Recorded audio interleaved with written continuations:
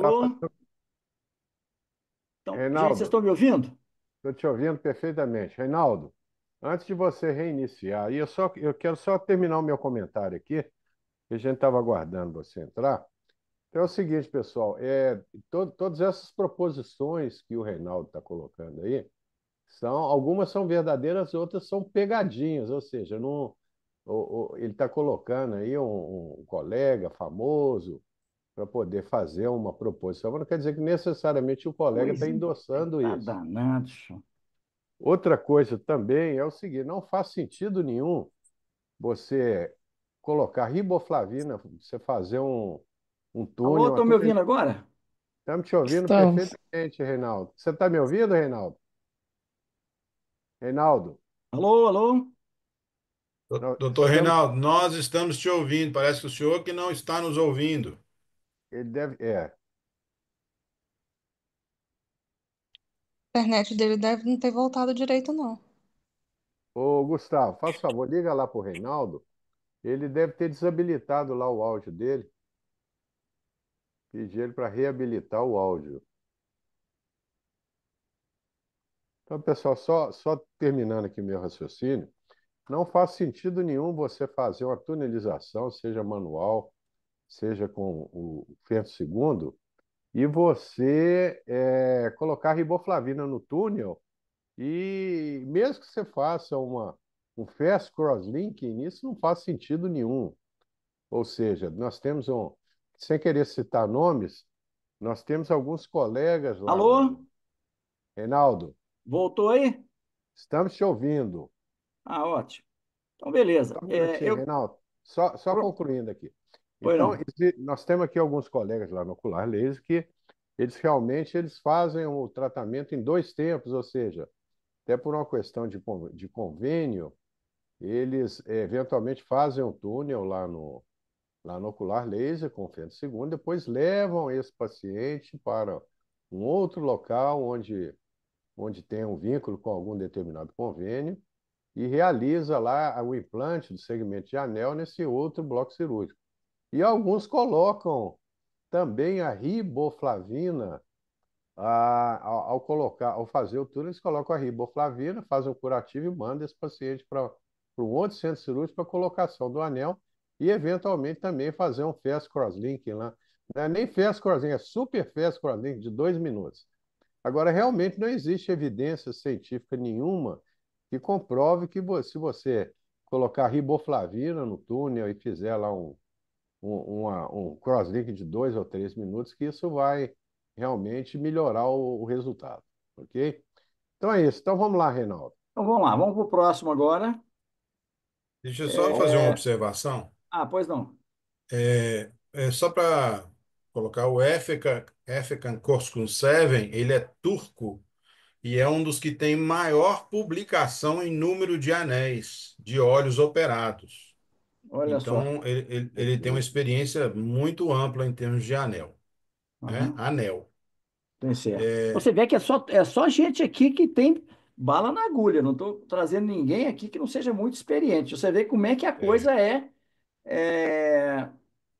mal, vamos dizer, padronizada, né? Não existe assim um É, os, consenso. tra os trabalhos dele é com 800, com 1.000 óleos, né, 1.000 Entendi, implantes, pois então é. não é pouca coisa não. Então, Tá assim, certo, eu até correto. acho que porque faz sentido o crosslinking aumentar o efeito de reduzir o K, porque sozinho ele faz isso. Por que que ele não faria com o anel? Não, sim, mas Né? Não colocado no túnel, não, é, não, não é isso não. não, O a questão crosslink aqui, normal. Klaus, não, eu concordo que ele aumenta o aplanamento, mas ele aumenta o aplanamento independente do anel. Agora, quando você fala assim que ele aumenta o efeito de reduzir o K após o anel, é difícil você dizer o seguinte, quanto que foi aplanado pelo crosslink, quanto que foi aplanado pelo anel. Porque se você faz ele sequencialmente, simultaneamente, não tem como você avaliar isso. É, Ah, né, é complicado. Agora, que o Crosslink isoladamente aplana a córnea, uma dioptria, alguma coisa assim, é comum. Isso é bem estabelecido. A gente observa que não só aplana, como também frequentemente a gente ganha linha de visão. Talvez porque ele realmente deu uma regularizada na córnea. Mas fica essa questão, então, essa dúvida se deve ser feito de rotina após o anel, ou você deve esperar o anel fazer o efeito dele e depois você observar se tem aplanamento, se tem progressão ou não. Até É. porque tem Legal. alguns casos de crossing que tem o aplanamento progressivo, não Exato, isso que controlado. eu queria comentar. Na realidade, nem sempre o aplanamento é desejável. Se você tiver, na maioria dos casos, pós-crosslink, nós vamos ter lá uma ou duas dioptrias de aplanamento do CAC. Agora, se você tiver um aplanamento progressivo e uma hipermetropização do paciente, isso vai ser uma verdadeira tragédia. Existem relatos na literatura de casos de aplanamento progressivo e córnea com 34, 35 de K no pós-crosslink. Então, nem todo aplanamento é desejável. Um aplanamento moderado, se o paciente tem um componente miópico, é desejável, mas um aplanamento excessivo traz mais complicação para o paciente do que realmente uma melhora na qualidade de visão. Ok, Ok, então é isso. Vamos para o ok. próximo, Então, então, Reinaldo? vamos lá. Então, só fazendo uma observação aqui, o seguinte. Que realmente ele produz um aplanamento, mesmo isoladamente, e que não é raro você ganhar a linha de visão após aquela fase de raise, aquele raise bom. Você tem que orientar o paciente que logo após a cirurgia, após o crosslink, o paciente vai ter uma piora da visão. O raise ele é necessário. Se não tiver raise, é porque o crosslink não foi feito de forma adequada. Então, durante um período, aí, o paciente vai ter uma piora de visão e depois ele vai melhorar e muitas vezes melhora até mais do que ele tinha antes do tratamento. Vamos lá, outro especialista também muito experiente aqui, é doutora Edna Almodin. Quem vai falar sobre as considerações dela aqui? Doutora Maria Luísa, vamos lá. Em cones avançados, colocar o anel 3 meses depois do crosslink? Isso que está querendo falar? Ela faz o seguinte: em cones avançados, ela faz o anel e 3 meses depois ela faz o crosslink. Essa é a rotina dela. O que é que você acha disso?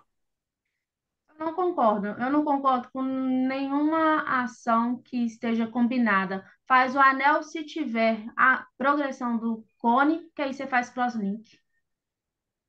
Ok. Então, eu também não concordo. Porque exatamente, na minha concepção, a maioria dos casos de anel, há uma estabilização do cone. Então, só vou fazer o crosslink depois, se houver uma progressão. Outra coisa, ô Maria Luísa, cones iniciais. Você, ela sugere que você, já nos cones iniciais, você coloque o anel já para poder melhorar essa ectasia. Qual que é a sua opinião? Eu coloco um anel se a visão estiver ruim. Se estiver boa, mesmo com os iniciais, que tende a estar com visão boa, não coloca anel também não. Depende se a paciente é adaptável com essa visão e se fez o teste de lente. Não Perfeito. concordo também. Eu também não concordo, porque eu acho o seguinte: cones iniciais, frequentemente você tem uma boa visão com óculos, tá certo? E ela fala o seguinte, que caso não seja feito o crosslink, um ano depois, se necessário, se faz o crosslink. Você está de acordo?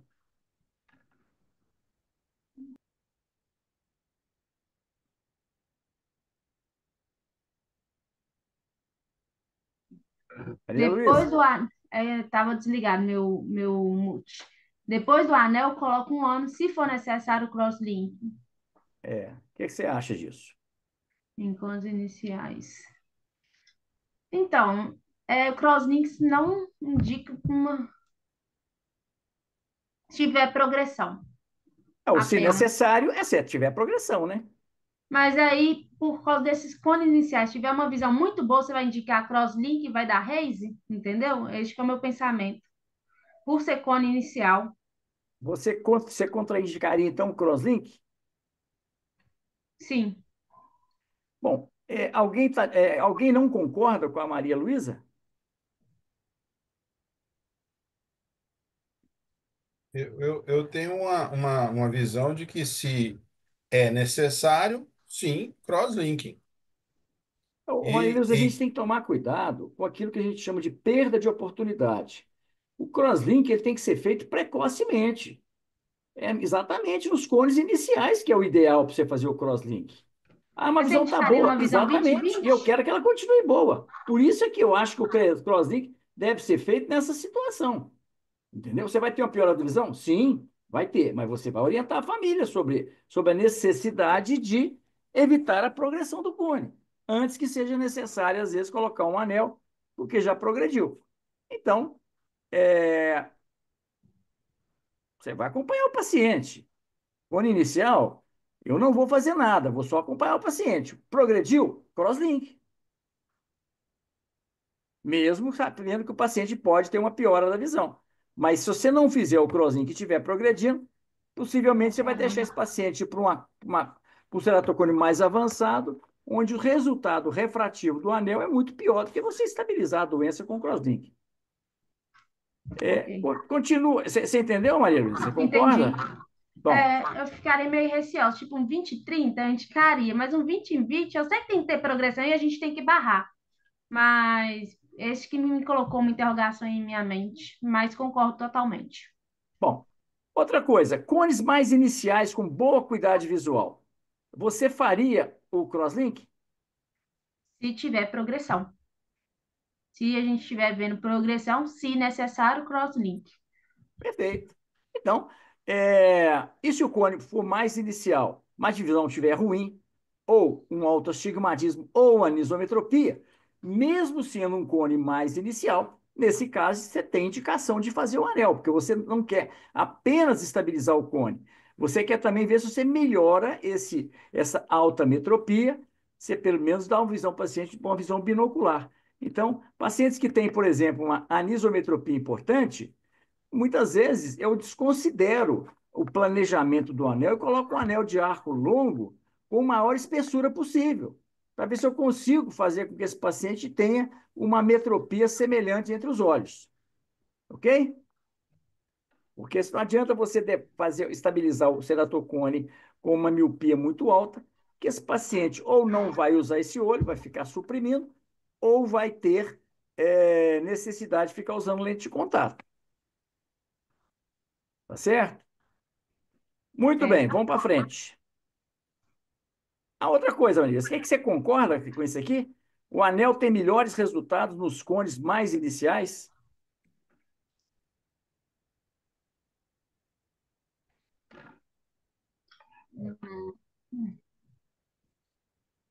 ou seja, os cones menos graves, né? Aqueles cones que já têm uma deformidade, mas ainda tem não tem uma tesserotometria tão alta, os resultados de anel são melhores. Você concorda com essa colocação? não sei opinar, o doutor Reinaldo. Como é que é? Não sei opinar. Cones iniciais têm Alguém, melhores alguém resultados. tem uma posição formada sobre isso?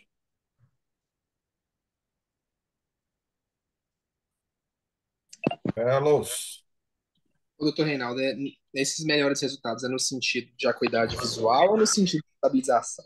Não, no sentido, os resultados visuais são melhores nos cones iniciais ou são piores? Aqui eu estou falando de reabilitação visual. Os resultados são melhores nos cones mais iniciais ou nos cones mais avançados? Bom, eu Eu acredito acho que é verídico. que faz mesmo. Eu acho que é mais inicial. Gente, o cone, quando o ceratocone é inicial, que o paciente já não tem uma boa visão com óculos, ou não é um bom candidato para lente de contato, ou ainda mais, principalmente, se o cone está evoluindo, considere a possibilidade de fazer o anel precocemente, porque vocês vão ver que o resultado é muito bom. Frequentemente você tem pacientes com 0,8, 0,9, com correção, muitas vezes até sem correção, naqueles cones que tem uma área muito plana e outra mais curva, que você põe só um segmento de anel na área mais curva. Frequentemente, esse paciente tem um resultado visual muito melhor do que quando a gente fala daqueles cones mais avançados. Em qualquer situação, tem indicação, mas o resultado visual nos cones mais iniciais, ele é melhor. ok? E lembrando sempre, seja conservador. Se o paciente tem um ceratocone que não é muito avançado, tome cuidado em colocar dois segmentos, porque colocar segmento em área que você já tem um aplanamento, provavelmente você vai hipercorrigir e você vai poder até, às vezes, inverter o astigmatismo e fica pior que se você colocasse apenas no segmento. Tá bom? Muito bem, vamos para frente agora. Quem que é o próximo agora? Então, realmente, o anel Ô, do- tem melhores resultados nos cones iniciais. Doutor É, Reinaldo, aqui- só uma consideração aqui. Pois não, Cláudio. É, essa primeira afirmativa aí da doutora Edna Almodin, Voltar eu aqui? concordaria com ela, na Vamos mão voltar aqui. dela, com o paciente dela, com os recursos dela, com a experiência dela. Espera aí. Qual que é a situação aqui? Essa É, primeira aí, ó. Cones mais avançados, anel e 3 meses crosslink. Na minha mão, não, mas na mão dela eu concordaria. Então, assim, um cone muito avançado, que você sabe que não vai reduzir o suficiente com o anel. Esperar 3 meses e fazer um crosslink, já sabendo, ela tem a noção, ela já sabe, ela já tem experiência de que em 3 meses vai melhorar, não melhorou, ou chegou num determinado ponto que não vai mais para frente, o crosslink na mão dela desses casos, eu acho que é legal, acho que é interessante. a Nós, com menos opinião dela. experiência Então, e com isso menos essa, vivência, eu acho que a gente uhum. tem que tomar muito cuidado. Não, tudo bem. Eu só estou dizendo o seguinte: eu não concordo, porque o crosslink, o objetivo dele é evitar a progressão. Se você tem um cone avançado, pequenos, vamos dizer que o crosslink tem algum efeito de aplanamento. Se o cone é avançado, a reabilitação desse paciente vai passar certamente por lente de contato. Então, o crosslink aí, a meu ver, vai fazer talvez pouco ou nenhuma diferença. Talvez ele tenha mais efeitos negativos do que positivos. Mas como eu não tenho experiência, eu estou trazendo a experiência de colegas. E se você também está de acordo com ela, é ótimo, seria até interessante. Quando você tiver cones avançados, põe um anel, depois faça esse crosslink e vê se realmente tem benefício. Porque aqui isso aqui foi num congresso onde cada um foi falando a sua experiência, mas não tem casuística, não tem não são trabalhos, isso aqui é a opinião, o que, que cada um fazia nessas situações. Então, como eu não tenho, vamos dizer isso de uma forma, vamos dizer, científica ou estandardizada, eu não me sinto confortável de fazer aquilo que eu não acredito, mesmo que outras pessoas estejam minha experiência fazendo. Agora, se a pessoa apresenta, escreve, publica um trabalho e mostra, aí você vai me convencer. Aí eu tenho vamos dizer,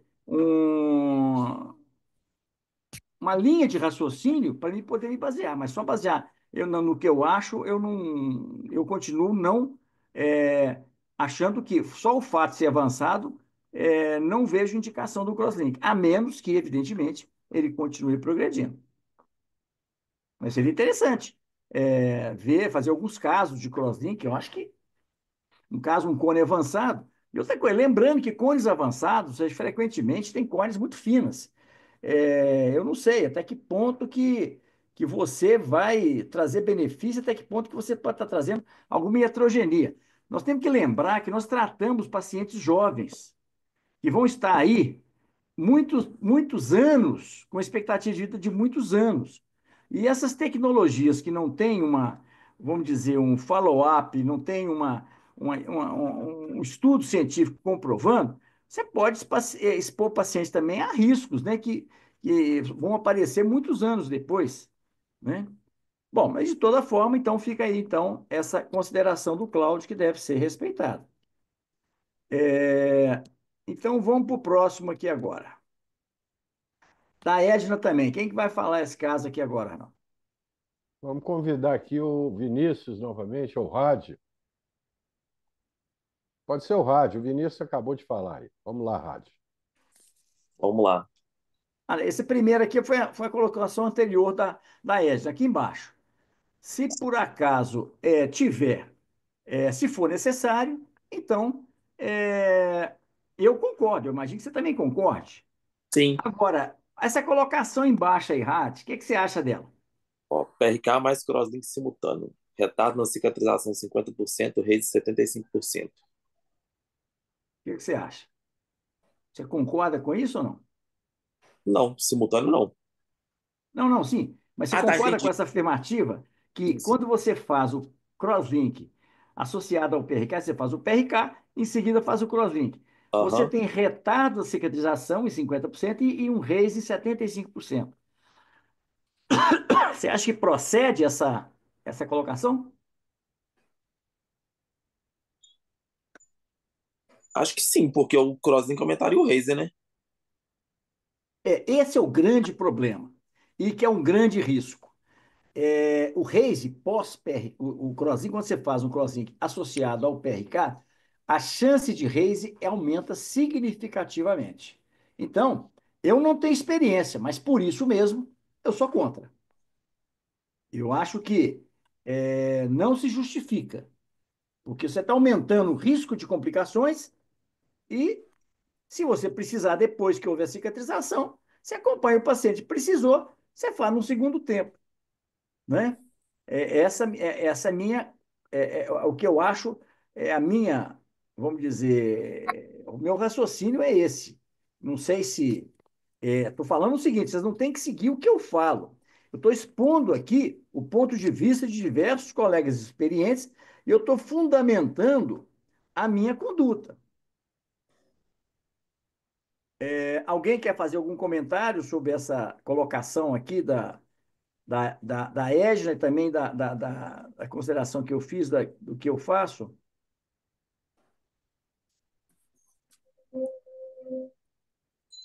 Então vamos para frente.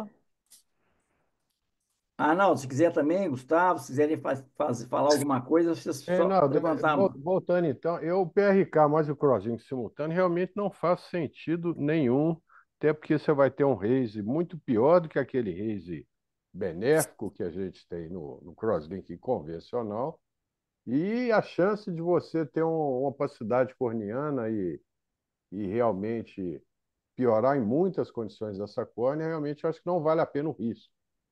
Então, eu pessoalmente não faço PRK e crosslink em simultâneo, que Tá. também é chamado Protocolo de Atenas. Vamos lá, então. Lembrando que o protocolo de Atenas, você tem que tirar no máximo 50 micra, que seria não para corrigir toda a metropia, não para melhorar toda a topografia. Você fazer um PRK topoguiado para, segundo os defensores do protocolo de Atenas, você regularizar essa córnea e facilitar, por exemplo, o uso de uma lente de contato gelatinosa ou até mesmo o uso de óculos. Tá? Também já é uma postura assim, menos questionável e pode ser defensável, dependendo da situação, eu acho que é defensável. Porque você pega ceratocones que são iniciais, você pega córneas que têm boa espessura e você pega, provavelmente, cones que não estão evoluindo.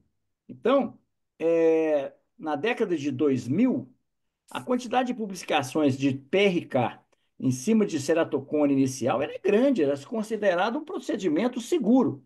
E eu fiz muito PRK em cima de ceratocone inicial. Mas você tirava lá 30, 50, 70 mil. Era uma coisa, não existia ainda protocolo de Atenas, até porque não existia o crosslink. Mas a gente tirava pouco na córnea e eram córneas que tinham uma boa espessura, pacientes frequentemente com maior idade e que tinha também um cone que não estava progredindo. Então, eu não me lembro de ter tido nenhuma ectasia em ceratocone, tirando pouco na espessura corneana. Eu já tive ectasia com Classic tirando pouquíssimo na córnea. Pouquíssimo. Só o flap provavelmente causaria aquela ectasia, sem nem tirar tecido. Bom, vamos para frente. Vamos no Volensac de novo. Quem vai falar agora? Vamos chamar o Vinícius. Vamos lá. Gregor Wolensak. O uso da mitomicina pós-PRK e crosslinking não está estabelecido. Quando eu preparei a aula do algoritmo do tratamento de ceratocone, eu também vi o artigo do Wolensak, e pelo que eu me lembro, como ainda tem uma taxa de Reis considerável, né, quando se associa esses dois procedimentos, eles ainda não tinham estabelecido mesmo se o fator protetor seria igual ao do PRK isolado. Então, eu Uhum. concordo. Tá. Aqui tem um questionamento, não foi estabelecido. Lembrando, gente, que a gente tem que tomar um pouco de cuidado quando a gente faz uma observação sobre essas colocações de outros colegas, porque o uso da mitomicina, até hoje, ele se provou ser eficiente, porque o número de reis que a gente tem hoje, depois da mitomicina, é muito menor do que a gente tinha antes da era da mitomicina. Tanto que a gente só fazia LASIK em graus mais altos, porque tinha um reis absurdo. Hoje a gente faz PRK em graus altos e não tem tanto incidência de um RAIS importante. Mas lembrando que a mitomicina, mesmo em PRK, até hoje ela não foi estabelecida, ela não existe nenhum, ela é off-label. Não existe nenhuma bula de remédio que fala que a mitomicina pode ser usada para tratamento de RAIS. Ela é um antimetabólico e não vamos dizer, não foi desenvolvida com a finalidade de evitar o race. Então, quer dizer, ela também é considerada off-label. Agora, o que eu acho estranho, porque isso aqui é minha opinião, por que motivo a mitomicina não funcionaria se você fizesse o PRK com crosslink? Eu não vejo sentido. Eu acho que se você quiser fazer, eu não faço, mas se você fizer PRK e crosslink, que a chance de raise é muito maior, então seria mais um motivo para você usar a mitomicina. Até porque o anel, que seria, vamos dizer aqui, que, associado, né? Ele não tem interferência nenhuma na ação do crosslinking. Por que a mitomicina não deveria ser usada, não está estabelecido? Se o crosslinking, o anel não tem nenhum efeito sobre as ligações. Então, não faz muito sentido. Se bem que aqui é o seguinte, você está falando só Exmer e crosslink, né? Não, então tira esse negócio de anel aqui, não tem nada a ver. Mas eu acho que a mitomicina vai e deve ser usada pelo fato de que a do, do PRK com o crosslink, a chance de raise é muito significativa. Então, apesar dele considerar que não está estabelecido, eu acho que se justifica usar pelo risco aumentado de raise. Alguém quer fazer algum comentário sobre essa situação?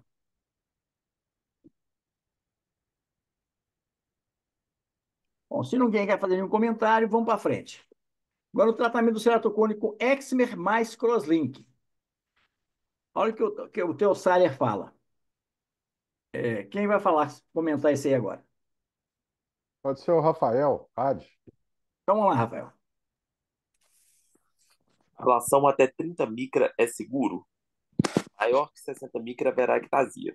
PRK mais crosslink no mesmo tempo é menos previsível, podendo induzir hipermetropia. Sugere crosslink, aguardar estabilizar e PRK, após isso, PRK até 40 micra. Você concorda? O que você acha? Peraí que eu fiquei até confuso, né? Deixa eu ler de novo.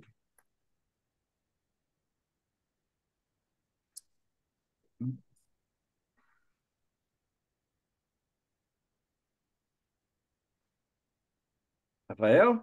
Oi, tô aqui, eu tava lendo de novo. Sim, o crosslink primeiro, o PRK depois. Você concorda? Mas isso aí, no caso, seria paciente com ceratocone. É isso Tá, que tá me aqui dando um pouco de dúvida. vamos entender a Ah, colocação do Theo Sailer. Ele falou o seguinte: se você fizer uma ablação de superfície até 30 micra, ele está questionando que pode ser seguro. Mas se for acima de 60, aumenta o risco de ectasia. Então ele fala aqui, PRK mais crosslink, você está falando então PRK até menos de 60 micra. Com o crosslink no mesmo tempo é menos previsível, porque você tem a questão do aplanamento induzido pelo crosslink, Isso, podendo induzir hipermetropia, porque você vai corrigir. Seria o caso de você tirar menos no PRK, considerando aplanamento, só que você não tem controle sobre o aplanamento do crosslink. Então, ele sugere você fazer o PRK e depois aguardar estabilizar e depois talvez aguardar a cicatrização, né? Talvez, porque se estabilizar não vai justificar. Bom, se espera, não, estabilizar se fez o crosslink, se o cone não está evoluindo, aí você faria o PRK até 40 micra. Diferente do protocolo de Atenas, certo? O que é que você acha disso aí, Rafael? Fez o Grosen estabilizado para os PRK. Acho que sim, acho que concordo. Então, você vai esperar estabilizar. Se estabilizou, Aham. depois você faz o PRK. Isso aqui é o que ele faz. Eu não tenho experiência, porque quando eu fazia PRK em cima de ceratocone, eu fazia de acordo com o conhecimento da época. E não tinha, na época, crosslinking, tá certo? A gente fazia PRK para pequenas, baixas ametropias, desde que tivesse o ceratocone tivesse estável, tivesse uma boa espessura, e a gente evitava em pacientes muito jovens. E realmente eu fiz muito. Eu não, todo mundo fez muito na década de 90, todos nós fazíamos. E era considerado um procedimento seguro. E parece que é seguro. Porém, com bom, vamos dizer, a exigência atual dos pacientes e a menor, vamos dizer, uma relação médico-paciente hoje não é tão, né, não é uma relação tão sólida. Então, hoje a gente tem uma medicina mais defensiva. Então, a gente evita expor o paciente a risco, porque qualquer complicação o paciente pode realmente criar uma situação desconfortável para o médico aí. Então, eu não tenho mais essa experiência, não tenho, não, nunca tive, né? Porque, na verdade, eu nunca fiz o PRK e depois o crosslink. Mas isso é coisa do Teossaile. Agora, vamos considerar a seguinte situação. Continua aí, Rafael. Se Se for para regularizar a córnea, baixa a miopia. Em cone muito inicial, com boa paquimetria, idade acima de 30 anos, paciente aceitar o baixo risco de ectasia e valorizar muito a independência dos óculos. o que você acha? Sim, eu concordaria. Bom, numa situação dessa, pode ser razoável, pelo baixo risco. Eu já fiz muito, por isso eu estou te falando que acho razoável. Mas hoje, considerando hoje, né, a relação médico-paciente hoje, tudo, eu talvez, hoje dificilmente eu faria um PRK, mesmo que fosse um ceratocone inicial, eu não me sentiria muito confortável, não. Eu posso fazer em suspeita de ceratocone. Às vezes eu faço. O paciente tem um Pentacan que é suspeito, tem uma córnea ali que tem alguma simetria, mas é um paciente que tem mais idade, tem uma boa paquimetria, tem uma baixa metropia. Então, é aquela situação que a gente fazia lá atrás, na década de 90, que considerava-se muito seguro. Mas hoje é difícil fazer se o paciente já tem declarado o diagnóstico de ceratocone. Até porque esse paciente já passou por outros colegas que contraindicaram, então qualquer complicação, você vai ter uma dificuldade muito grande de justificar aquela ectasia. Então, por isso que hoje dificilmente eu faria. Alguém quer fazer algum comentário sobre esse caso? Ou sobre essas colocações aqui? Então, vamos para frente. Quem vai falar agora? Ah, não, continua você, Rafael. É, Na então, aqui, década. Ah, desculpa, pode falar. exatamente, continua embaixo aí. Na década de 2000, muitos artigos foram publicados mostrando a segurança do PRK em cones iniciais. Naquela época, operei muitos pacientes, não tive ectasia. Já tive casos de ectasia pós-LASIK em baixa metropia com suspeita de cones. Eu me lembro de uma paciente, essa paciente é cliente de mim até hoje. Eu operei essa paciente há 30 anos. E ela teve uma ectasia. Eu tirei nela, foi no olho que ela teve ectasia, eu fiz um LASIK para tirar 1 grau de astigmatismo, de miopia, não lembro. Era baixíssima a metropia. E a paciente teve ectasia. Aí eu fui ver a situação, o paciente tinha uma boa espessura, mas tinha realmente uma topografia com uma característica de um cone inicial. Foi tirada uma quantidade mínima. Ali, no caso, não foi a ablação que provocou ectasia. Foi uma ectasia também muito leve, tanto que a paciente tem uma ótima visão até hoje. Mas ela desenvolveu uma ectasia. Aquela simetria que ela tinha no pré-operatório, ela aumentou de forma significativa no pós-operatório. E, felizmente, ela evoluiu até um certo ponto e não se tornou uma ectasia muito grave. Mas não foi a fotoablação, foi a fragilização da córnea pelo flap. Com certeza. E até porque, naquela época, a gente usava microcerato que não tinha uma padronização de espessura. A gente falava assim, tá tirando uma plataforma de 140, podia tirar 160. Então, a gente achava que estava trabalhando no estroma anterior e você já estava trabalhando no estroma posterior. Então, dizer, só a criação do flap já poderia justificar essa ectasia. Alguém quer fazer alguma consideração? Então, vamos para frente. Quem vai falar agora? Vamos chamar Maria Luísa. Ana Luísa. Grande Sérgio Coítico. Então, questionou por que não fazer o PRK e em 3 meses depois fazer o crosslink. Isso novamente falando em ceratocone com X-Men em ceratocone. Como eu falei, isso já foi considerado seguro lá na década de 90, mas antes era muita publicação com casuísticas assim, muito grande e o risco era muito baixo, porque também se tirava pouco, eram ceratocones muito iniciais e estáveis, então tinha uma série de critérios, mas era ceratocone. Então ele questionou, ele colocou, por que não fazer o PRK num ceratocone inicial e 3 meses depois fazer o crosslink? Você está de acordo aí, Maria Luz? Sim, eu acho que era uma coisa que daria para pensar mesmo, né? É, você concorda com ele? Então vamos fazer o PRK num cone inicial, é, vamos tirar um pouquinho só na córnea e depois a gente faz o crosslink. Lembrando que o protocolo de Atenas não é isso. O protocolo de Atenas você faz um PRK topo guiado e em seguida você faz um crosslink, para regularizar aquela córnea, tirando até no máximo 50 micras, que seria o quê? Alguma coisa em torno de 3 dioptrias. Mas o que você acha de fazer o PRK e 3 meses depois fazer o crosslink? Mas isso ele queria fazer em todos os pacientes, então, tipo, como se fosse um protocolo. Por que não fazer o PRK, o X-Men no PRK inicial e depois fazer o crosslink? Se a gente já fazia. A raciocínio dele é o seguinte: se a gente já fazia o PRK em ceratocone, quando não tinha onde não tinha o crosslink, por que então não fazer ou continuar fazendo o PRK e 3 meses depois faz o crosslink? Essa é a justificativa dele. O que você acha? Eu acho que isso é questão de segurança também, né? Provavelmente não tem estudo disso a longo prazo. Fora os pacientes que às vezes perdem o segmento. Eu acho que não justifica você fazer isso em todo mundo. Bom, isso aí é a colocação dele, tá?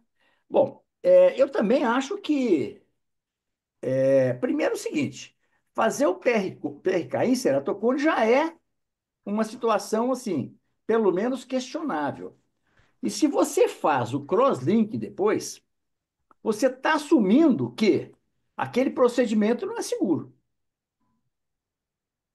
Agora, se por acaso você tiver motivos para fazer esse tratamento, eu acho que seria razoável, pelo menos, você acompanhar esse paciente periodicamente, e é o que eu faço com meus pacientes. Quando eu faço um caso suspeito, eu falo assim: eu vou te operar com a seguinte condição.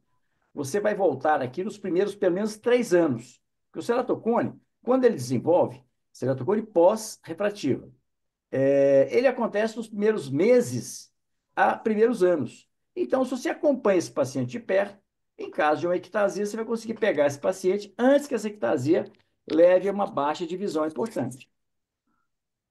Certo? Então, lembrando que, se eu fosse fazer hoje num ceratocone suspeito, não no ceratocone evidente, mas no ceratocone suspeito, eu faria o PRK e acompanharia esse paciente. Qualquer desestabilização dessa córnea, eu então faria o crosslink, mas eu não faria como protocolo de rotina já fazer o crosslink pós-PRK.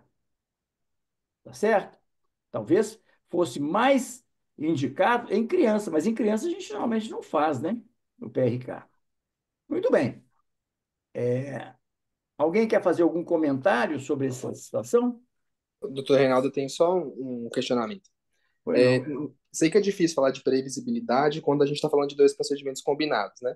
Mas a ordem inversa, fazer o cross-linking antes, claro, em casos que já está tendo alguma progressão, e fazer o PRK depois, seria um pouco mais previsível do que na ordem inversa? O PRK primeiro e depois o crosslink? Pois é, isso aí que eu estou trazendo para vocês, desses procedimentos combinados, eu acho que o que deve ficar aqui no final dessa aula é que esses procedimentos, eles são altamente contraditórios. Tem gente que faz primeiro o crosslink, e depois faz o PRK. Eu estou tratando uma paciente que o paciente tinha um 7 dioptrias, o colega foi muito transparente com a paciente. Disse, ó, você tem realmente um grau alto, a sua córnea é suspeita de ceratocone, eu não sabia como é que era a córnea antes, que eu já peguei o paciente já operado.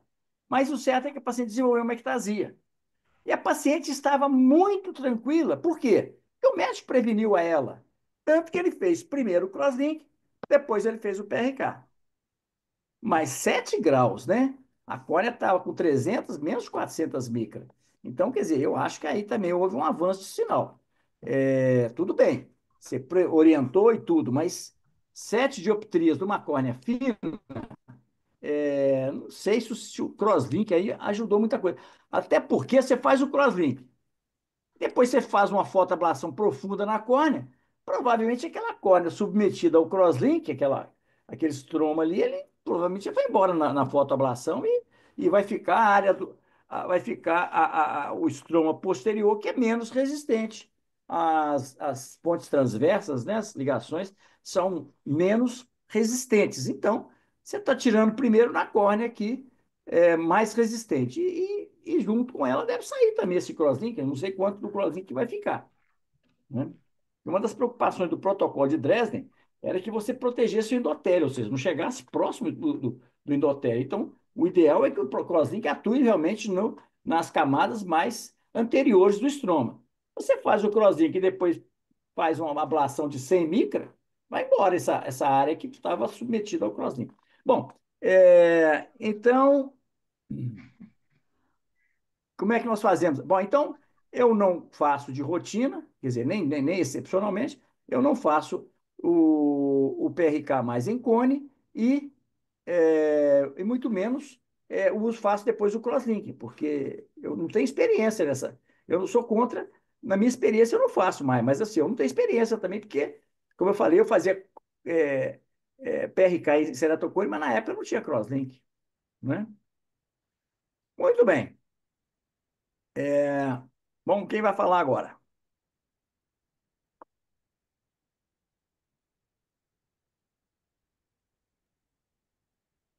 Posso, Arnaldo? posso ser eu, doutor? Pode, claro. Rafael Oliveira. Rafael, vamos lá, É, Rafael. Renato Ambrosio. PRK topo guiado, modelar, mais crosslink, em caso de cone frusto. Se necessário, associar anel e hipotensores oculares. Então, isso aqui, gente, era o que a gente fazia. Não com crosslink, mas a gente, quando fazia o PRK em ceratocone, a gente tinha essa expressão cone frusto, que é aquele ceratocone que tem um padrão de ceratocone, mas o paciente tem uma boa visão, tem uma boa espessura de córnea, é aquele que fenotipicamente não desenvolveu uma ectasia, mas bioquimicamente, geneticamente, esse paciente tem a doença. Então, isso aqui, então, foi depois, de certa forma, mais aceito como o protocolo de Atenas, onde você tira pequenas, no máximo 50 micra de estroma, remodela essa córnea, não é para tratar a ametropia, e depois você faz o crosslink em seguida. O que é que você acha, Rafael? Está de acordo? Ué, é o que a gente está falando, né? Se for para considerar essa possibilidade, eu acho interessante, sim. Não faria, né? Ainda mais por ser um procedimento ainda off-label, Uhum. mas considerando essas possibilidades de laser no ceratocone, eu acho Tá. interessante, sim. Ok. Aí fica a dúvida, a questão da mitomicina, né, doutor? Você não fazia, não? Não, Nesses casos? lá atrás não tinha mitomicina, né? É, não tinha, né? Não tinha, não. A E, gente, e o quando começou a fazer hipotensor aí? refrativa, ó, a gente começou a fazer refrativa com a RK. Na época da RK, a gente não tinha nem topógrafo. Ou seja, provavelmente a gente operou muito ceratocone. Uhum. Por quê? Porque a gente tinha a incisão temporal inferior, que é onde a córnea é mais fina no ceratocone, ela frequentemente ela perfurava. Então a gente deixava essa incisão por último, entendeu? Eu achava isso uma coisa natural, mas ninguém, né? Ninguém não sabia. A gente só conseguia dar diagnóstico de ceratocone através do topógrafo, do ceratômetro. O ceratômetro, ele só vai pegar um ceratocone quando ele já está mais avançado, porque a gente não tinha consideração de ceratocone baseada apenas em ceratometria. A gente considerava era realmente alteração das miras, uma, uma retiloscopia com tesoura, quer dizer, essas coisas que nos davam diagnóstico de ceratocone. Ceratocones muito iniciais, frustros, a gente não tinha diagnóstico com ceratômetro e passava batido, né? A gente não tinha topógrafo. Depois veio o ceratoscópio, que era uma projeção dos anéis de plástico e uma fotografia. Isso já ajudou bastante. Foi o primórdio, foi a primeira, vamos dizer, que deu origem depois ao topógrafo, né? Ou ceratoscópio, né? Que é chamado depois. Lembrando que os anéis de Plácido é uma ideia antiga. Isso aí foi feito lá pelo Plácido, que é um português. Ele que percebia que quando você julgava anéis concêntricos na córnea, ele percebia essa distorção. Então ele considerou que isso era uma forma de se diagnosticar o ceratocone. Uma forma grosseira, mas foi a primeira, né? E o topógrafo hoje é baseado nesse princípio. Então vamos lá. Se o cone é frustro e a visão é boa com óculos, fazer crosslink sem comprovar a progressão, e aí se eu não concordo, né? E Não se a concordo. visão é boa, por que implantar anel, né? Aqui é o seguinte, muitas vezes é o seguinte, né? Se a visão é boa, gente, se o paciente tem uma visão boa, não tem indicação de colocar anel. O anel você vai colocar quando você não pode prevenir um cone que é em evolução. Você vai fazer o crosslinking. Se a visão é boa, não justifica fazer anel. Agora, essa remodelação topoguiada do PRK é um procedimento que tem sido feito muito aí pelos colegas e aparentemente os resultados são bons e seguros, porque continua sendo feito é, por muitos colegas aí que têm uma experiência muito grande, né? O Renato Ambrosio é uma referência para todos nós, então se ele continua fazendo é porque ele acredita que realmente é seguro, né? Mas, ó, lembrar sempre que você tem um paciente com ceratocone, é muito importante você passar para a família a percepção de cuidado. Porque muitas vezes a criança vai no médico, o médico vai lá, você tem um ceratocone, passa para ele um antialérgico, um Patanol, e não passa aquela ideia de que você está cuidando do paciente, não dá segurança à família. Por isso que muitas vezes a criança fica pulando de médico em médico, até que alguém adota a criança e a mãe começa a ter mais segurança. Então, essa questão do tratamento é uma coisa que você tem que levar muito a sério, não é só ficar pegando antialérgico, né?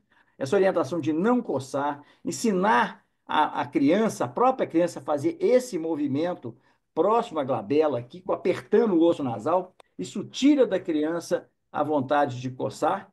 Muitas vezes ela está num lugar poluído, ela é asmática, tem rinite, tudo. Então, você dá para ela também uma alternativa ao ato de coçar. Porque a criança, quando coçar o olho, gente, dá um certo prazer. Então, se você não dá para a pessoa, não tira esse hábito, isso vai se tornando uma coisa cada vez mais frequente, né? E outra coisa também que é muito importante a gente orientar esses pacientes com ceratocone fluxo é evitar o uso de lente de contato. Lente de contato, além de ser um risco de aumentar a atopia, dá para a família também, para o paciente, a ideia é que está sendo tratado. Lente de contato não trata ceratocone.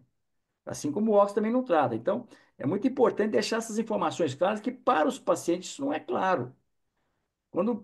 Quantos pacientes que a gente vê a vida toda usando lente de contato, a gente chega numa hora que o paciente já está cheio de opacidade, uma superfície ocular muito alterada, e o ceratocone muito avançado.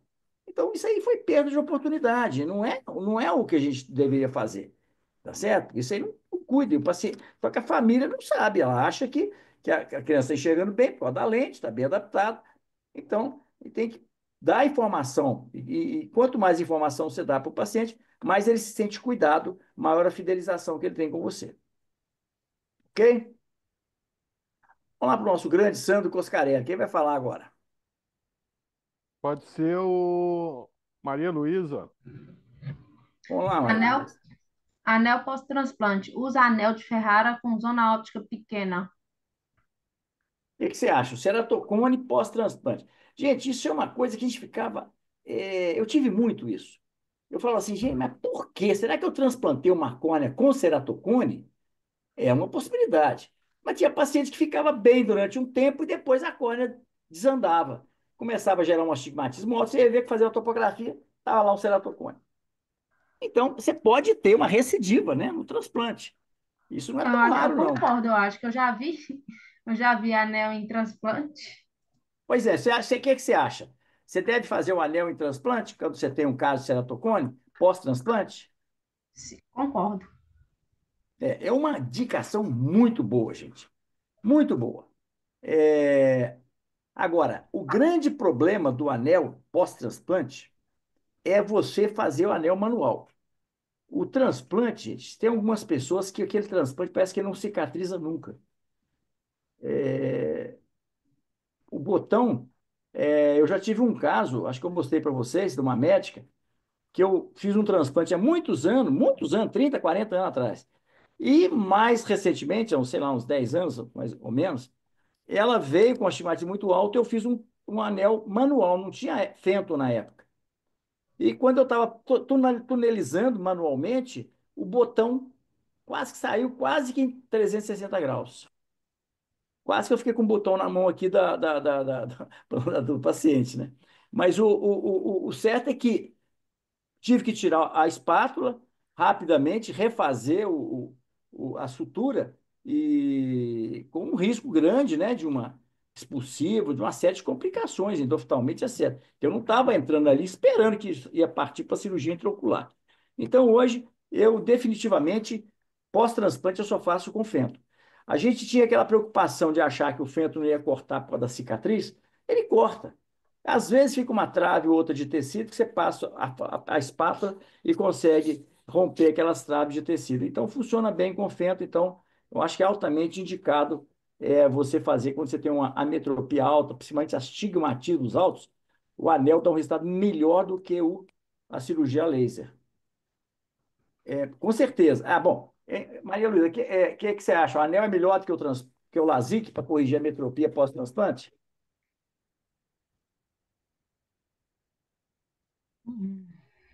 Qualquer ametropia, anel pós-transplante é melhor que LASIK? Isso aqui eu estou Ou é perguntando. para ectasia? Não, aqui é o seguinte, vamos dizer, você faz um transplante e passado um tempo o paciente está lá assim, com -5, -4, aquelas ametropia doida que dá pós-transplante penetrante, tá certo?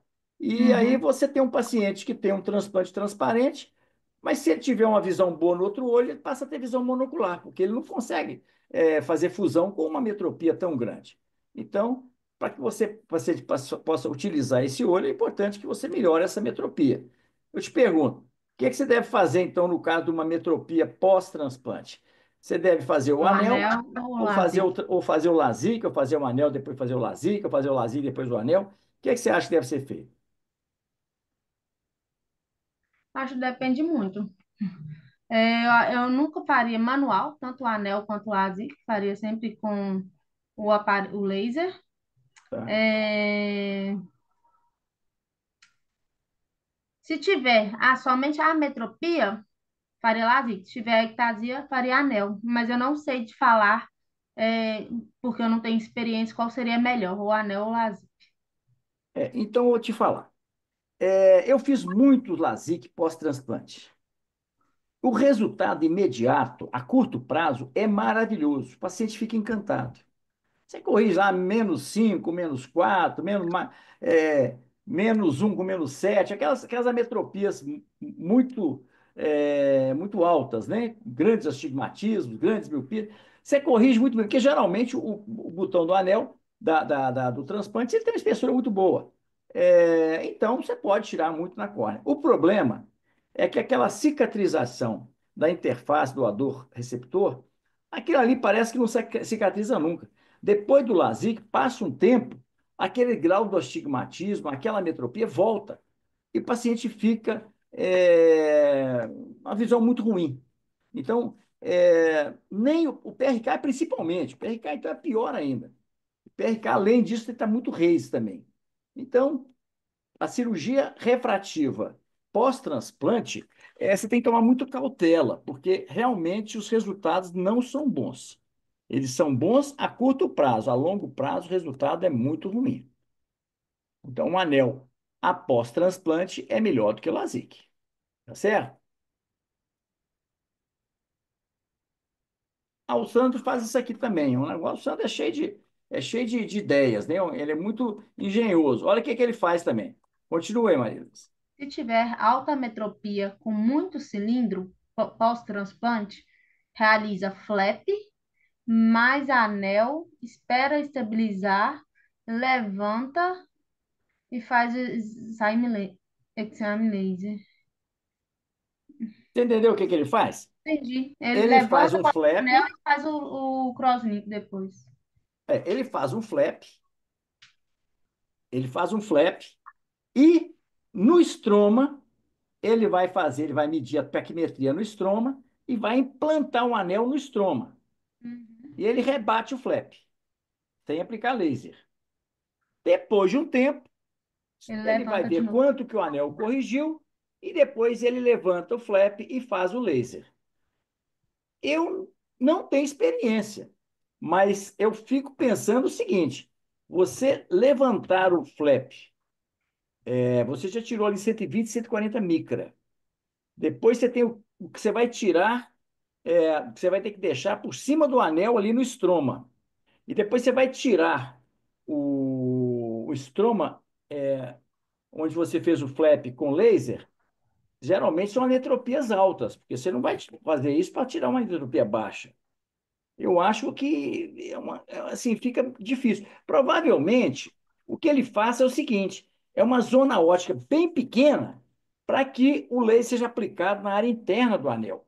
Ele deve colocar um anel talvez de 6 milímetros e ele faz uma fotoablação com uma zona ótica pequena. Lembrar que são casos assim muito difíceis de você lidar. Então, é uma forma engenhosa de você tentar resolver os dois problemas. Resolver o problema da ectasia e o problema da ametropia após o anel. Então, o que você acha dessa ideia? Ah, eu não concordaria, porque se você pensar em uma alta ametropia, mesmo pós-transplante você já aplana a córnea. Então, eu pensaria nessa alta ametropia mais na questão do tamanho do olho, ou seja, axial. Você já vai levantar o flap duas vezes, levanta o flap, coloca o anel, depois levanta de novo e faz o laser, eu acho muito traumático, mas eu não faria, não, É, não concordaria, eu, não. eu, eu entendi a sua preocupação. Só que tem que lembrar que a gente levanta o flap para reaplicar laser com uma certa Várias, frequência. aham. Não é nada extraordinário, não Mas é eu nada não estou assim. falando do trauma de levantar duas vezes, eu estou falando que a altametropia não Ah, seria corneano, e sim o axial. Então, você vai ter que colocar muito laser para ablar essa região na zona óptica, sabe? hum, Acho que você teria que é, ablar tal- muita córnea para melhorar essa altametropia.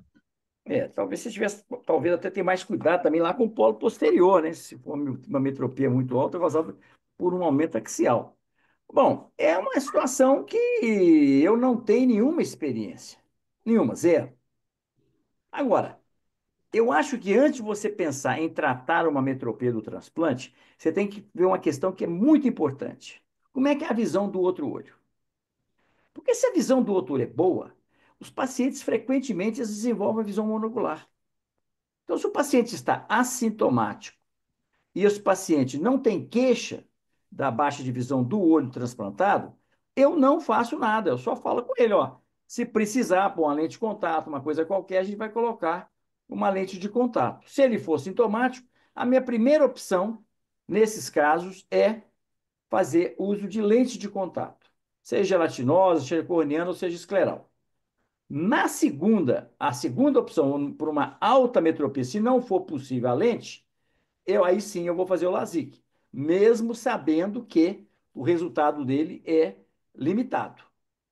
Agora, se for astigmatismo, eu preferia muito mais colocar anel ou então fazer incisão relaxante, ou tomoplastia, alguma coisa que pudesse reduzir, porque altos astigmatismo com LASIK não funciona bem. Se você for tratar uma metropia muito grande, principalmente astigmatismo, volta tudo. Então, seria muito mais eficiente você usar anel ou incisão relaxante, que funciona bem no transplante, você faz internamente no botão, funciona bem.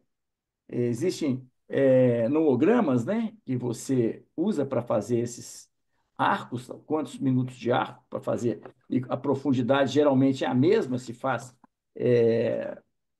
600 micra, ou então se faz 80% da espessura da córnea naquele local, e você tem um resultado bom, embora seja limitado, não dá para corrigir também graus muito altos de astigmatismo, mas você pode melhorar aquela córnea para que aquele paciente possa ter uma visão útil ali.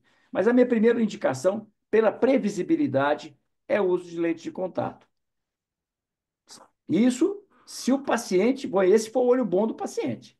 Porque se for o paciente tiver uma visão muito boa no olho não transplantado, ou mesmo que seja transplantado, visão muito boa, frequentemente eu só oriento o paciente a fazer o acompanhamento e não faço um tratamento heróico, não, porque frequentemente ele vai continuar com a visão monocular. Alguém quer fazer algum comentário sobre essa situação? São situações Reinaldo, altamente complexas, né? Eu queria Reinaldo, fazer eu uma quero comentar. pergunta. Pode, Pois desculpa, não. não, pode falar. Eu quero fazer um comentário aqui com respeito do tratamento pós-transplante penetrante. Há 25 anos atrás, na Santa Casa, no departamento de córnea, quando a gente fazia o diagnóstico de ceratocone, o paciente só tinha duas opções. Uma das opções era a gente adaptar uma lente de contato, e na época que a lente que a gente tinha disponível era a lente Soper. Então a gente fez o diagnóstico de ceratocone, fazia o teste com lente Soper. Se o paciente eventualmente não se adaptasse com a lente Soper, a gente já indicava o transplante penetrante quase que em 100% dos casos. Então, nessa época, o volume, não existia ainda o MG Transplantes, e o volume de doações que a gente tinha de córneas dentro da Santa Casa, no necrotério, era muito grande. Então, a gente tinha uma disponibilidade de córneas muito grande e a gente tinha um volume de transplante muito grande também. Então, quando surgiu, o grande problema que a gente tinha é que muitas vezes o paciente pós-transplante penetrante ele ficava com astigmatismo residual muito grande, em alguns casos ficava até maior do que na, na sua metropia primária. Então, realmente, o astigmatismo era um problema sério que a gente tinha no pós-operatório de transplante penetrante. Quando surgiu o laser, eu inicialmente comecei a fazer alguns casos lá de PRK, na época ainda não existia mitomicina C. Então eu fazia o PRK naqueles pacientes com alto astigmatismo e miopia residual pós-transplante. E o resultado que eu tinha era exatamente o mesmo que você tinha, Reinaldo. O resultado inicial era excelente, o paciente, a gente realmente mudava a vida do paciente. Só como a gente não tinha mitomicina C, a gente, praticamente a incidência de Reis era quase que 100% dos casos. Então, o resultado inicial era muito bom, e mesmo aqueles pacientes que nos primeiros meses de pós-operatório não desenvolviam Reis, que a gente observava era uma mudança na refração ao longo dos anos. Então, aquele efeito inicial benéfico do laser ele desaparecia ao longo dos anos. Foi por isso que nós abandonamos na Santa Casa, na época, a realização de PRK e LASIK pós-transplante penetrante. Naturalmente que com o advento da mitomicina, seu prognóstico melhorou um pouquinho, mas mesmo assim, uma córnea transplantada, ela muitas vezes ela está sempre em processo de cicatrização. Então, não faz sentido você corrigir uma metropia que é temporária e que, com o tempo, a tendência é ir mudando. Gente, é isso aí, Arnaldo. E outra coisa, então por umas dessas e outras, é que tudo que você puder fazer para evitar o transplante, eu acho que você está ajudando o paciente. Sem Porque dúvida. hoje, sem dúvida, houve uma evolução muito grande. Hoje, os transplantes lamelares, os resultados são muito melhores do que eram.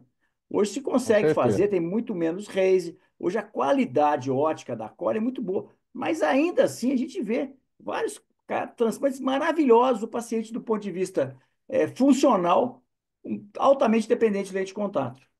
Então, quer dizer, o transplante realmente quando é bom demais, mas quando não é bom demais, geralmente é ruim.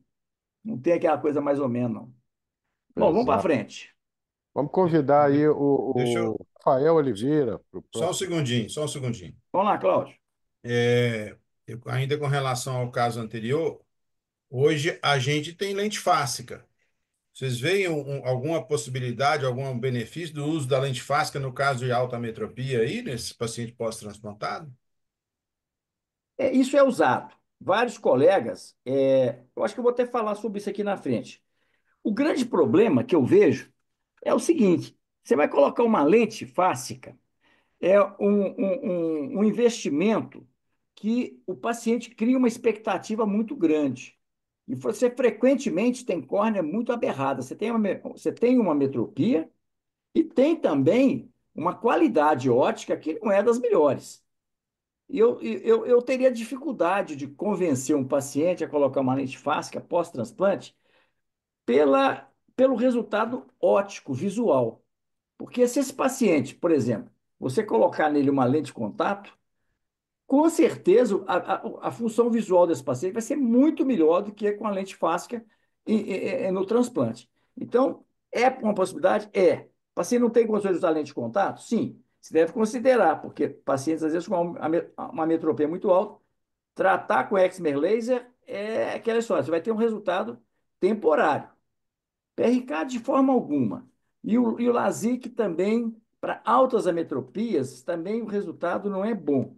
Você pode até melhorar um pouco ali, tirar um pouco de ametropia, fazendo um LASIK com um grau baixo. Mas se você tiver um grau baixo, uma visão boa com óculos, a primeira alternativa que eu vejo para o paciente é óculos. Tudo depende muito do outro olho. Porque se o outro olho é bom, qualquer coisa que você fizer nesse olho, provavelmente o paciente vai continuar com visão monocular. Hoje, coincidentemente, nós tivemos um caso, é um caso de ceratocone para adaptação de lente de contato, não é pós-transplante ainda, mas ela tem neovasos, ela usava uma lente semi-escleral, né, segundo ela. E esse olho que ela usava, a lente semi-escleral, tá cheio de neovado. E ele avança até uma parte importante da córnea, não é só na periferiazinha, não. Então, hoje nós estávamos tentando arrumar uma lente para ela, que eu não sei se ficou tão boa quanto eu gostaria, corneana, para melhorar a fisiologia. Já está em uso de tacrolimus e ela tem -12 num olho e -15 no outro. E Então, a ceratocone? com ceratocone. Então, assim, uma das coisas que eu aventei a possibilidade foi de colocar uma lente fáscica. Troquei uma ideia com ela, falei assim, ó, não deixei assim nenhuma esperança, mas existe essa possibilidade. A gente não corrigiria o seu ceratocone, a gente não corrigiria o seu astigmatismo, que isso é outra coisa. Uma lente esférica, fáscica esférica, eu posso corrigir o astigmatismo depois na córnea, posso colocar um anel, posso colocar um óculos, ainda posso colocar uma lente de contato com um grau muito menor. Ela viu isso como uma possibilidade muito interessante. Ela falou assim, doutor, se tirar parte disso aqui que eu estou, porque o óculos que ela estava, realmente ela deve ter feito um óculos cuja lente não era de alto índice, e assim, vou te falar, um óculos grosso e pesado, né? Uhum. Nós temos um colega lá que tem um grau semelhante, mas o óculos dele era muito mais fino. Então, eu fiquei pensando nessa possibilidade de uma lente fáscica para ela, ela tem 20 ou 21 anos, e por conta disso, da dificuldade da lente de contato. O ceratocone mas dela, Cláudia, é avançado? é avançado. Ó, eu acho, Cláudio, se chegasse uma situação dessa para mim, eu procuraria primeiro melhorar essa superfície, depois eu ia procurar ver se eu conseguia melhorar essa topografia com o anel, para depois eu pensar numa lente fáscica. Porque se por acaso essa paciente, você põe uma lente fáscica, e essa paciente tem uma qualidade ótica dessa córnea ruim, ela vai ficar dependendo de uma lente de contato da mesma forma. E para um paciente que é dependente de lente, tanto faz se a lente tem -15 ou -2, ele vai ser lente do mesmo jeito. Então, eu É, acho que a possibilidade do paciente frustrar de ter que colocar uma lente fáscica e depois colocar uma lente de contato, é grande a frustração. Porque o é, a, paciente mi- vai, a minha, né? a minha intenção com ela seria, né, Hum. a lente fáscica e um óculos leve. Não era nem lente de contato, porque ela já Pois está é, com mas se o anel ceratocone, vaso. mas é por isso que eu te perguntei, mas se o ceratocone é avançado, não adianta você reduzir a metropia, porque essa córnea é muito aberrada, ela vai continuar tendo muita dificuldade. E ela, se ela já estava passando pela experiência da lente de contato, ela já sabia que era uma visão de melhor qualidade. Aí ela põe a lente, corrige muito o grau, mas ela continua com a qualidade muito ruim na córnea, ela não vai atender a expectativa dela. Tenta melhorar primeiro essa córnea para ver se justifica. Às vezes você pode também reduzir bastante essa irregularidade da córnea e ela conseguir usar uma lente gelatinosa. Não é raro acontecer isso. A gente pode, muitas vezes, fazer o paciente ter um uso da lente gelatinosa com disciplina e tudo, o paciente vai facilitar a adaptação dele. Então, acho que eu tentaria primeiro melhorar essa córnea. Da mesma forma, quando é um paciente ceratocone com catarata. A gente É, procura primeiro melhorar essa córnea com o anel, para depois fazer a catarata. Seria um é, princípio nó- mais ou menos semelhante. Nós estamos Mas lá com interessante. tacrolimus para ela e a lente corneana, que nós tiramos ela da escleral para a corneana para poder melhorar um pouco essa fisiologia. E mais o Uhum. óculos que ela usa, sabendo dos problemas da lente, então ela tem usado mais o óculos. É, eu também faria um novo óculos, tentaria ver se conseguiria melhorar essa visão com óculos, orientaria ela sobre a lente de alto índice, que às vezes o paciente nem tem essa informação, explicando para ela, ó, você vai ter uma lente bem mais fina. Então, é um investimento que você vai fazer, uma lente mais cara, mas que eu acho que você vai descansar a sua córnea para a gente poder depois melhorar,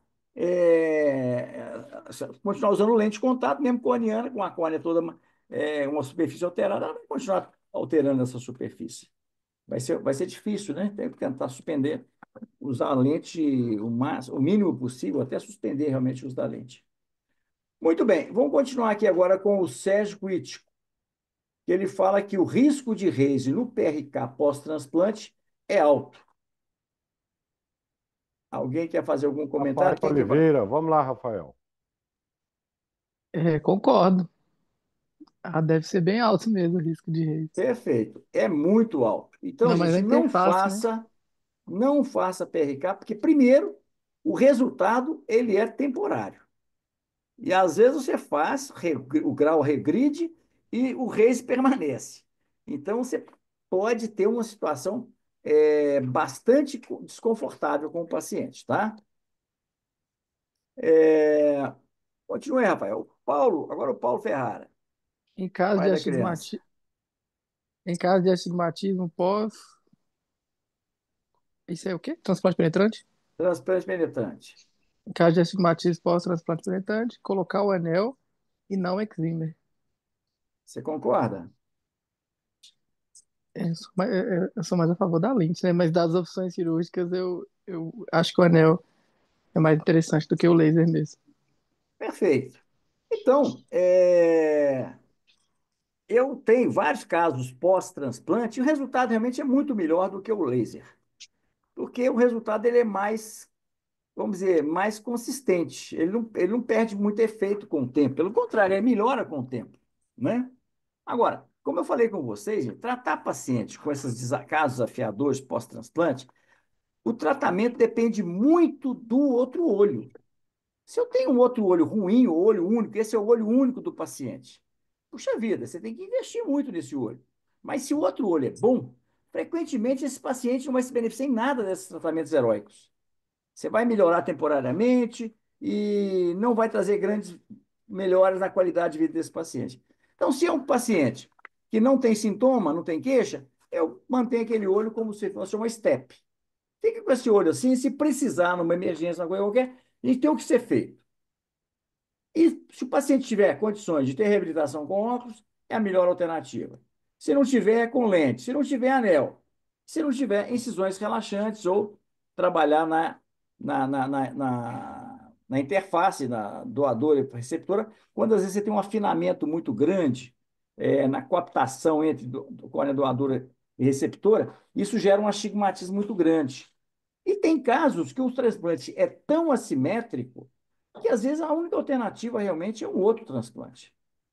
Então, você tem que colocar tudo isso para o paciente e discutir com ele os prós e contras de toda técnica, tem suas vantagens e desvantagens. Vamos para esse outro, nosso amigo aqui, como é que é? O Coscu7. Quem vai falar isso aí agora? Pode ser o Rad. Vamos lá, Rad. Você vai começar outro caso agora? Não, eu terminei, quantas horas? Gente, mas ela está me lembrando aqui, quantas horas aí? São 9h12, Reinaldo. Vamos terminar então, né? Então vamos terminar esse caso aqui. Então vamos lá. O Rad está offline. Vamos chamar aqui o Ana Luísa. Então, o autor sugere o uso dos anéis para estigmatismos irregulares pós-RK. O que você acha, hein? Agora, Anel pós-RK. eu não tenho muita experiência com isso, né? Vou te falar a Uhum. verdade. Não Ó, sei se daria certo. eu já mostrei para vocês vários casos de RK que eu mesmo fiz a RK. E o paciente depois me procurou com o problema. Eu já vi Eu tô... adaptação melhor com lente, né? Então, agora, a lente Bom, então é contato. o seguinte. Primeiro, eu não tenho experiência, nunca coloquei anel pós-RK. Até porque, gente, eu fico imaginando, aquelas incisões vão abrir. Mas vão abrir mesmo. Se você for passando um anel ali, que ele vai abrir tudo. Ele abre com LASIK em 100% dos casos. Agora, é interessante que o grande problema do paciente pós-RK não é o astigmatismo que justificasse colocar um anel. O grande problema são as hipermetropias. Então, a hipermetropia progressiva que é o grande problema. Essa semana agora me procurou um ex-aluno meu que eu operei, eu fiz um RK nele. Ele não era aluno meu lá na graduação. E eu operei ele que eu tinha 21 anos. E ele voltou hoje com 51 anos. Ou seja, eu vi esse paciente 30 anos depois da cirurgia. Nunca mais eu vi ele depois da RK. Ele voltou lá hoje. Ele está com mais 5 no olho e plano no outro. O mesmo paciente, a mesma técnica, o mesmo cirurgião, a mesma decisões, tudo igual. Um olho, mais 5, o outro olho plano. Vai entender um negócio desse. Esse paciente já está assim há muito tempo e ele se acostumou com a visão monocular. E ele voltou agora porque ele vê a presbiopia. Então, pela primeira vez, ele falou assim: puxa, vou ter que voltar a usar óculos. Mas ele veio por causa da presbiopia, não foi por causa da visão monocular. Ele está acostumado com a visão monocular. Já tem muitos anos que ele está com uma hipermetropia alta. E eu falei com ele: ó, qual que seria a conduta de vocês aí? Fazer uma faco retrativa ou fazer um H-LASIK? O que é que vocês acham? Queria a opinião de todos vocês.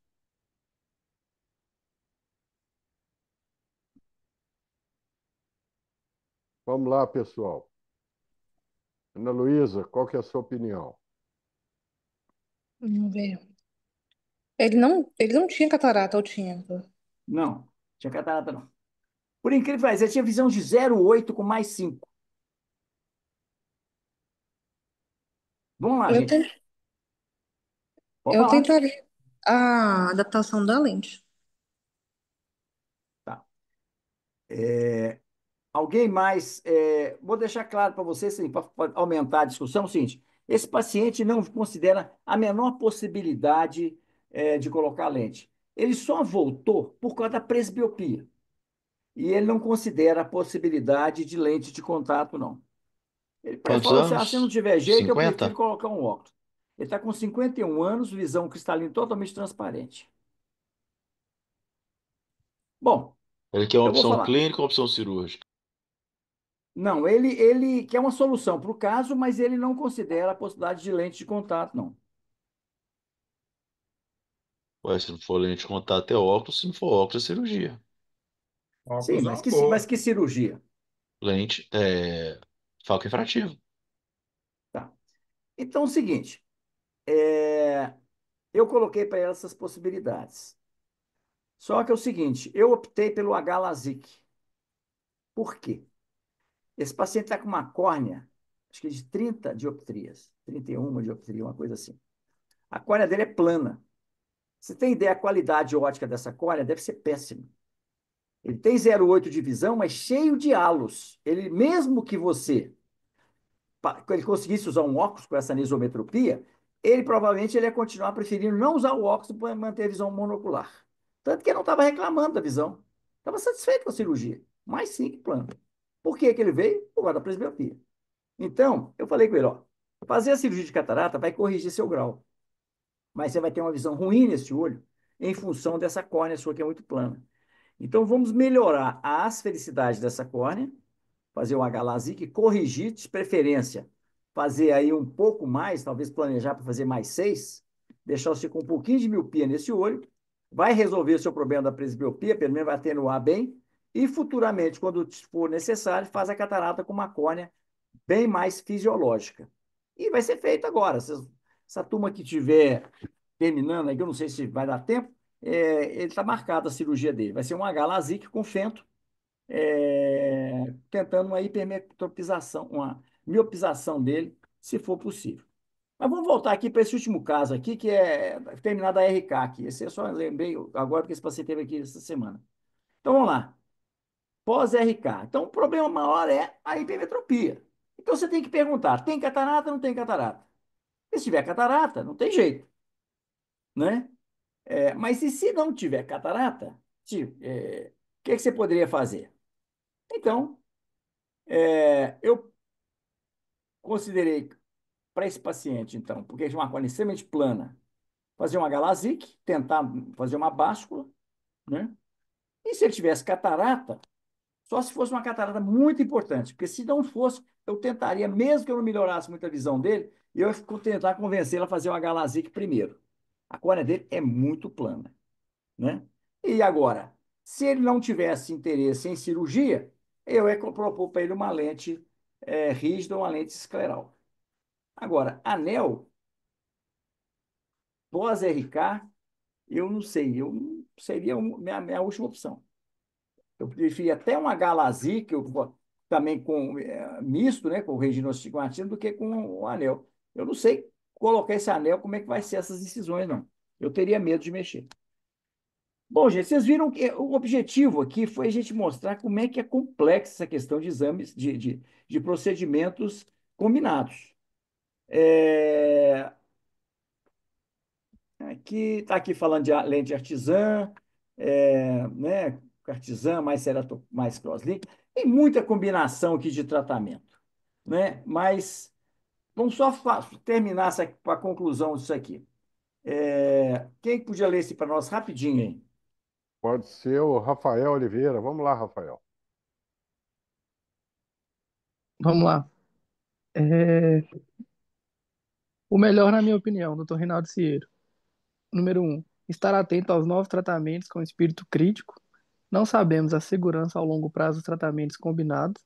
Várias técnicas apresentadas são experimentais e devem estar restritas a centros de pesquisa. Devemos orientar os pacientes sobre todas as alternativas de tratamento, com seus riscos e benefícios. Em cones, Lembrando, não, sempre com consentimento informado, né? Se é de pesquisa, você tem um comitê de ética em pesquisa. em cones estáveis, 75%, e bem adaptados com lente de contato, a melhor alternativa são as lentes de contato. Cones iniciais em crianças e jovens com boa visão com os óculos, devemos adaptar lentes de contato? Eu contraindico, exceção lente de contato gelatinosa para a prática de esportes. A abordagem do ceratocone, doença e não distúrbio refrativo. Sempre eu falo quando eu vou fazer alguma avaliação, eu explico para a família que a criança tem uma doença. Então, vai ter que usar óculos. Olha aqui, nós estamos tentando reabilitar a visão, porque ele tem uma doença. Se não tratar, essa doença vai atrapalhar a visão dele. Não é ficar pensando em grau, não. Ok. Crosslink. Medicina baseada em evidência? Pois é, É, aquela história, né? Então, aqui, gente, é para fechar mesmo.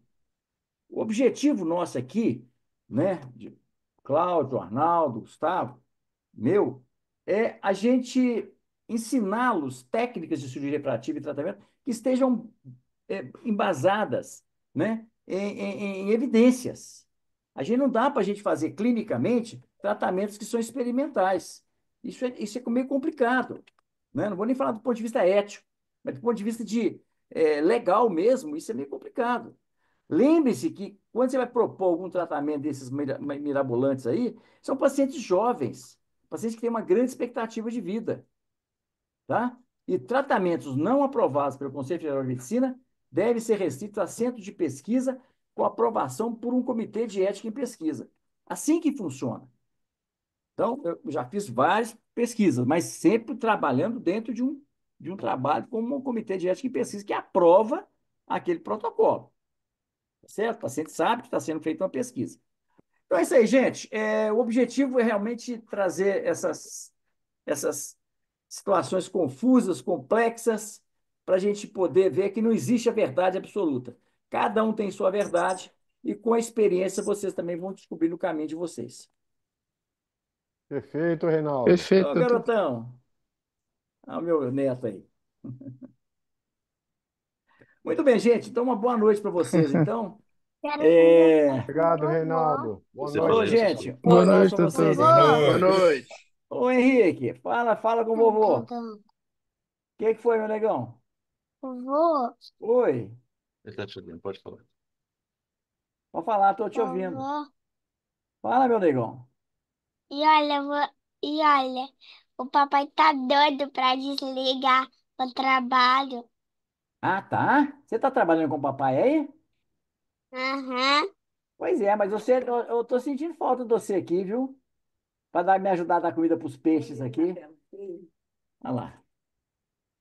Aqui é a vovó aqui. Ei, Dar lindo da comida pros vovó. peixes. Ei, Olha lá, a vovó aqui. você já trabalhou muito hoje? Sim, Ei, vó tá morrendo de saudade de você. eu tá bem. Você trabalhou muito hoje?